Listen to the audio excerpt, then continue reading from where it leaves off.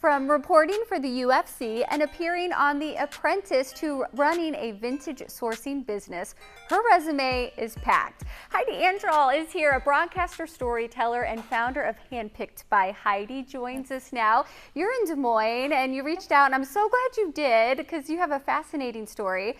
First, tell us what you're in town for. Thank you. Well, the UFC is back in Iowa for the first time in 25 years, which is crazy. The last time we were here was in 2000. And I didn't work for them, obviously, at that point. But this is such has such wrestling roots, and it's a wrestling hotbed. And so it surprises me that it's taken this long. But we're here at Wells Fargo Arena this weekend. We've got a great main event. Corey Sandhagen taking on a former flyweight champion, two-time flyweight champion, Davison Figueiredo.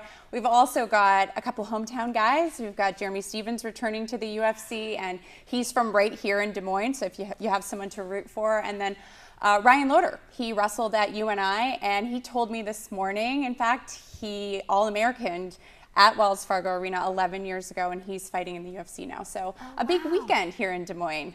So you're busy. I mean, you already interviewed these athletes, and now you're I ran from that to this. Now back to morning. And then I might have to go thrifting on the way home. No.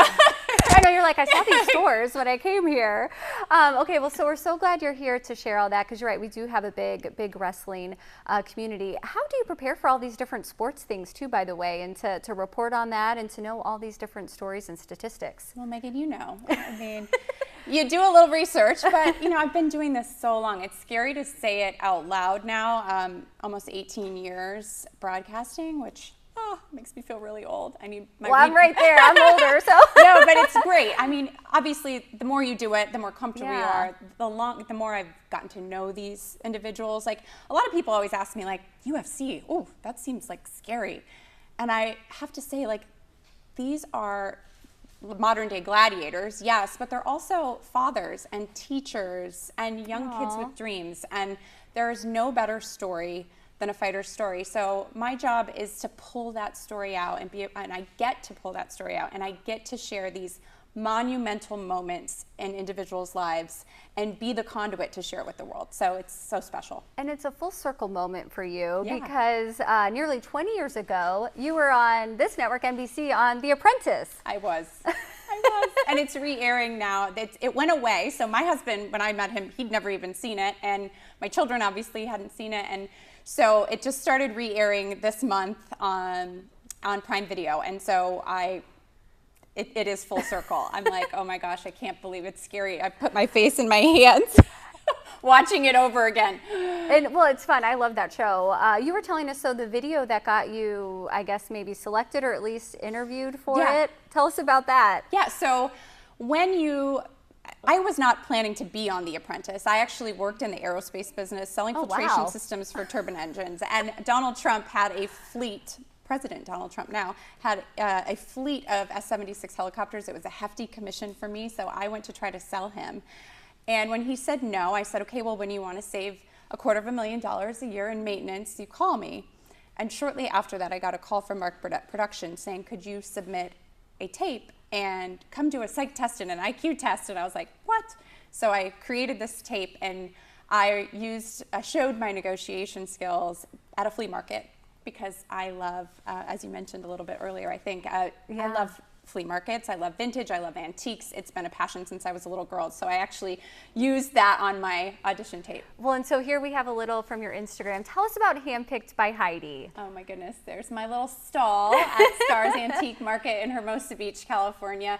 Handpicked by Heidi has been waiting to be born my entire life. I am passionate about not just these objects, but the stories they hold. That's probably because of my journalist background. I just dig into these pieces, and I have to know everything about them. Curiosity takes over. So that's my little stall. I have a website, Handpicked by Heidi. I have a silver guide out there. Like, all the things that I've had to work to learn, I've put into a guide on Handpicked by Heidi, so you can follow along there if you'd like. Download the silver guide. That silver always confuses me. I don't know what all these marks are. Yeah. And I'm like, so I created a guide for myself, and people were like, well, can I have that? I'm like, sure. Well, I might as well share this with everyone.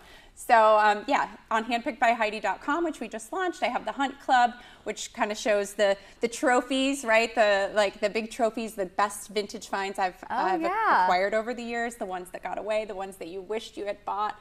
I get invited to a lot of pre-sales out in Los Angeles, a lot of big estates, and I am so lucky to get to go pick through all these treasures. A storyteller of a variety of stories, Yes. sports, antiquing. Heidi, thanks so much for popping in today. Yes, you might have thank to you. Zoom with us if you have time down the road. Yes, well, and if you have vintage favorites here in Des Moines, please DM me on Instagram at handpicked _ by Heidi, because I want to know where to go. We will do it. Thanks again. Yep.